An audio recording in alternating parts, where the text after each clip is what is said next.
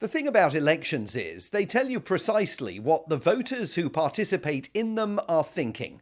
And this week, in Virginia, in New Jersey, Georgia, Ohio, California, and yes, of course, in New York City, they were thoroughly repudiating President Donald Trump. Donald Trump, since I know you're watching, I have 4 words for you.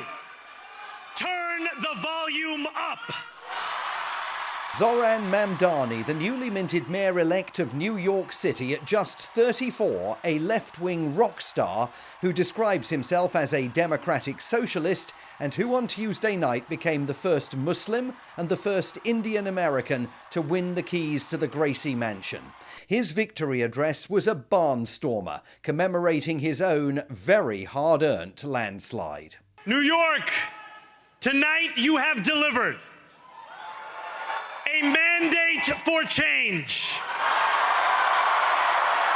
a mandate for a new kind of politics, a mandate for a city we can afford, and a mandate for a government that delivers exactly that. On January 1st, I will be sworn in as the mayor of New York City. And starting that afternoon, we will all discover whether he is able to implement the policies that he has promised. Free buses in Manhattan, the extension of regulated rents on more than 1 million properties in the city, the opening of 5 city-owned supermarkets aimed at controlling prices, and other plans seeking the general redistribution of wealth. All of that is anathema to Republicans and to the captains of finance who dominate life in America's business capital. But it is anathema too to many Democrats. Today is election day in New York City.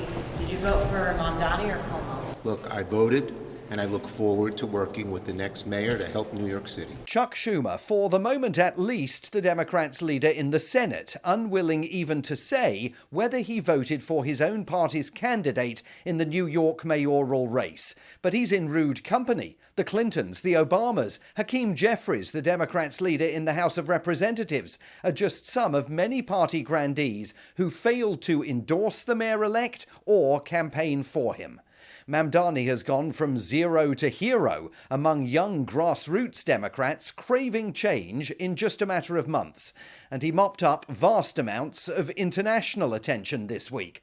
Less attention was paid, however, to another victorious Democrat, Abigail Spanberger, who also in a landslide became the first woman to win the keys to the governor's mansion in Virginia. And just to clarify this bit of her victory speech, Virginia calls itself a Commonwealth, not a state. I could explain it, but we haven't got time. In 2025, Virginia chose pragmatism over partisanship. We chose our Commonwealth over chaos.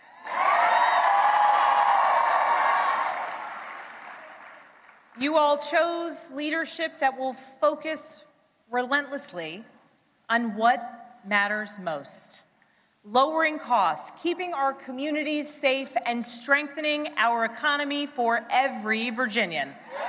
Now, as you probably picked up there, she is no democratic socialist. Picking pragmatism over partisanship belies her very centrist policies, and in a sign of the struggles to come as the Democrats engage in an internecine battle for their party's heart and soul, it's worth recalling that 5 years ago, in audio that was leaked to the press, she told her fellow Democrats that they needed to mind their language if they wanted to start winning elections. We're in Congress.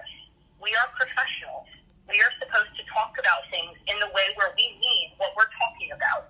If we don't mean we should defund the police, we shouldn't say that. And we need to not ever use the word socialist or socialism ever again. So the Democrats can absolutely dare to dream after this week's results. After all, they even vanquished the half-brother of Vice President J.D. Vance in the race to become the next mayor of Cincinnati. They had a great night. But the party's identity crisis is only just getting started. Although at least one, way too long-in-the-tooth party grandee, is finally calling it quits. Dear San Francisco, Former House Speaker Nancy Pelosi issuing a video love letter to her constituents, telling them her 38-year run in Congress is coming to an end. I will not be seeking re-election to Congress. With a grateful heart, I look forward to my final year of service as your proud representative.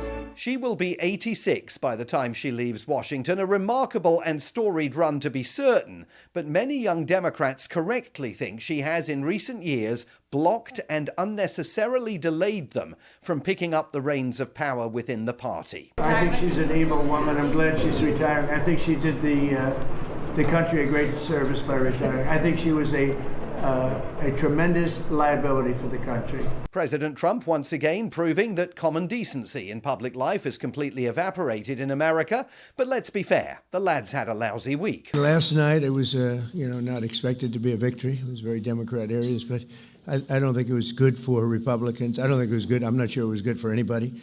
But we had an interesting evening, and we learned a lot. The president speaking to Republican lawmakers at the White House on Wednesday at breakfast time, the morning after the night before. And what he appears to have learned is that the thing he has relentlessly been calling the Democrat government shutdown, now in its second month, the longest ever in U.S. history, is in fact damaging Republicans big time. I thought we'd have a discussion after the press leaves about what last night represented, and what we should do about it, and also about the shutdown and how that relates to last night. I think if you read the pollsters, the shutdown was a big factor, negative for the Republicans. It's funny that. I mean, who would have thought that the president, whose own party controls both houses of Congress, might be faulted by the public for the government's closure, and consequences that currently include cuts in nutritional assistance for the poorest Americans, a 10% reduction in the number of flights departing from US airports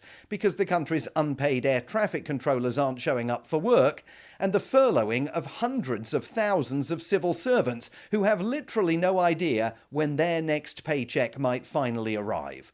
The growing fury out there is real, and yet the president remains out of touch. Our country's doing well. The stock market's hitting record highs, like 48 times during my 9 months, and just a couple of days ago it hit another record high, like really record high. It's great, and that equates, it's not just rich people, that's 401ks. I mean, that equates to everybody. But as Brett Baer of Fox News tried to point out to Donald Trump in that interview on Wednesday, even his network's own viewers simply are not feeling it. And some of them had sent questions of their own in for the president. Regina Foley messaged me, and she says she is retired in Greensboro, North Carolina.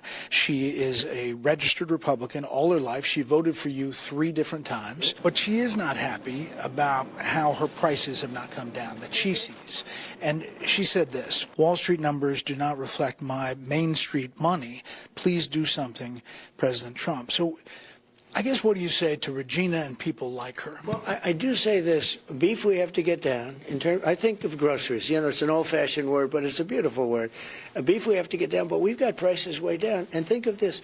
Energy. She drives a car, probably, and her energy prices are way down. And energy is so all-encompassing. It's so big that when energy goes down, everything comes down. Everything follows it. And I have energy down to 5-6 year lows now. You think prices are coming down from this? I believe that, yeah. I think they're coming down, but I think they're down already. Take that, Fox viewer and Trump voter Regina Foley.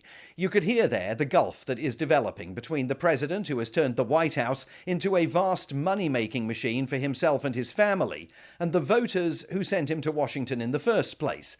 A bit like Joe Biden before him, he is telling Americans not to believe what they can see with their own eyes. Also this week, the country remembered Dick Cheney, George W. Bush's vice president, who died at the age of 84. In our nation's 246-year history, there has never been an individual who is a greater threat to our republic than Donald Trump. He tried to steal the last election using lies and violence to keep himself in power after the voters had rejected him.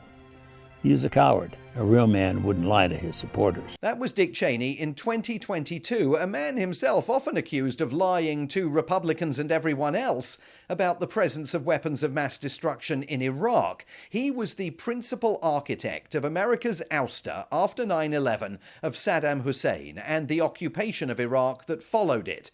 Many think he went to his grave an unindicted war criminal who bore responsibility for the deaths of 4,500 American troops and hundreds of thousands of Iraqis. But Cheney told CNN in September 2011 that he had no regrets. It's the Middle East, and stuff happens in the Middle East. You know it, you've covered it for years.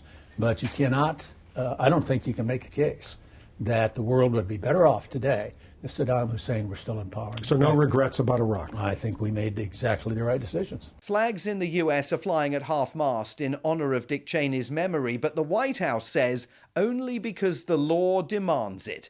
President Trump has not uttered a solitary word about a man who served 2 terms in office and sought to expand the powers of the presidency in ways that Trump himself is now capitalizing upon.